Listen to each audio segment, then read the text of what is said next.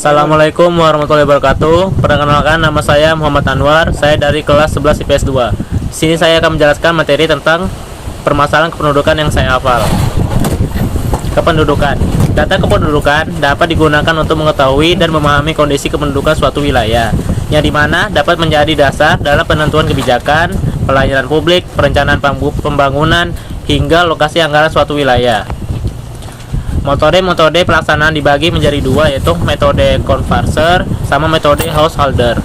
Manfaat diadakannya sensus penduduk yaitu satu, untuk mengetahui jumlah penduduk, kedua yaitu untuk mengetahui golongan penduduk, yang ketiga mengetahui keadaan pertumbuhan penduduk, empat mengetahui susunan penduduk, lima mengetahui keadaan penduduk suatu kota, tujuh itu merencanakan pembangunan bidang kependudukan. Registrasi penduduk merupakan sumber data kependudukan yang sangat penting untuk tujuan keamanan dan perencanaan pembangunan kependudukan. Data ini di samping mencakup wilayah yang luas atau lingkup nasional, juga menyajikan data yang selalu baru dan kontinue, sehingga dapat memenuhi kebutuhan pada data suatu saat.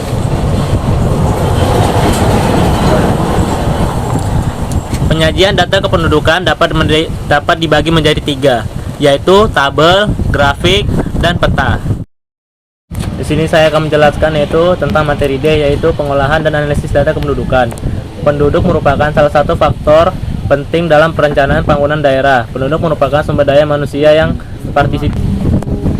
sangat diperlukan agar perencanaan dapat berjalan dengan baik. 1. Pengolahan data kependudukan. Data kependudukan sebelum dianalisis terlebih dahulu harus diolah. Tujuan pengolahan data kependudukan yaitu untuk memudahkan atau menyederhanakan data dalam melakukan analisis. Contoh, hasil pengolahan data kependudukan yaitu piramida penduduk. Berdasarkan bentuk piramida penduduk, maka dapat dilakukan analisis yang kondisinya penduduk di suatu wilayah. Piramida penduduk memiliki bentuk-bentuk sebagai berikut, yaitu A. Kondisi penduduk muda dengan bentuk piramida penduduk menyerupai kerucut. Ciri-ciri komposisi penduduk yaitu sebagai berikut. 1. Jumlah penduduk usia muda dari umur 0 sampai 14 tahun sangat besar, sedangkan usia tua sedikit. 2. Angka kelahiran jauh lebih tinggi jika dibandingkan dengan angka kematian. 3. Pertumbuhan penduduk relatif tinggi. 4. Sebagian besar terdapat di negara-negara yang berkembang seperti Indonesia, Malaysia, Thailand, Republik Rakyat Tiongkok, Mesir, dan India. B. Komposisi penduduk dewasa dengan bentuk piramida penduduk menyerupai batu nisan. Ciri-ciri komposisi penduduk stasioner sebagai berikut, yaitu 1. Perbandingan muda dan dewasa. Perbandingan jumlah penduduk pada kelompok usia muda dan dewasa relatif seimbang, sedangkan usia tua lebih besar. 2. Tingkat kelahiran umumnya tidak terlalu begitu tinggi. Demikian pula dengan angka kematian relatif lebih muda. 3. Pertumbuhan penduduk kecil. 4. Terdapat di beberapa negara maju, antara lain Amerika Serikat, Belanda, dan Inggris. C. Komposisi penduduk tua atau konstruktif dengan bentuk piramida penduduk menyerupai guci terbalik. Ciri-ciri komposisi penduduk konstruktif yaitu sebagai berikut. 1. Jumlah penduduk usia muda dari 0 sampai 14 tahun dan usia tua di atas usia 65 tahun sangat kecil.